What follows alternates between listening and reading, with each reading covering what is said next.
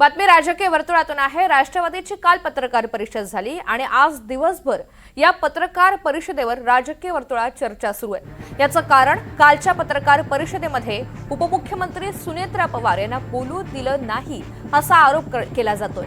सुनेत्रा पवार यांच्याकडून आमदारांना राष्ट्रवादीमधील 4 जण दूर ठेवत असल्याची कुजबूज राजकीय वर्तुळात आहे।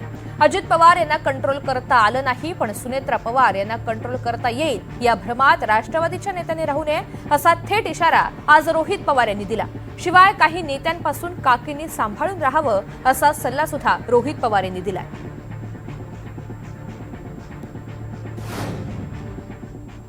सुनेत्रा काकी या सक्षम महिला आहेत, पवार परिवाराचा एक घटक आहे आणि मग त्याच्यात त्या प्रेस कॉन्फरन्सेसला सुद्धा समोर जाऊ शकतात, त्यांना वाटेल ते त्या ठिकाणी बोलू शकतात।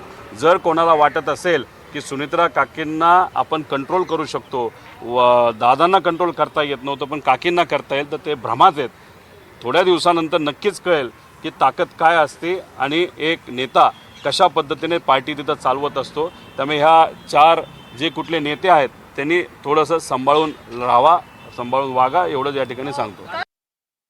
त्यांचं मत आणि सगळ्यांचं मत तेच ते 4 यांच्याबद्दल त्या ठिकाणी असावं, याच्या पलीकडे दुसरं कुठलं नाही।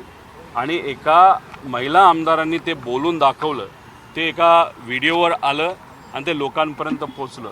याच्यावरच समजून घ्या की एखाद्या नेत्याला जर आमदारांपासूनच लांब काही लोक ठेवत असतील, ते 4 लोक ठेवत असतील, तर मग बाकीच्यांचं काय। तरी दादा हे दादा असल्यामुळे त्या गोष्टी तशा होऊन देत नव्हते, पण तरी जर होत असेल तर काकींनी सुद्धा कुठंतरी सांभाळून राहिलं पाहिजे, एक पुतण्या म्हणून त्या ठिकाणी विनंती।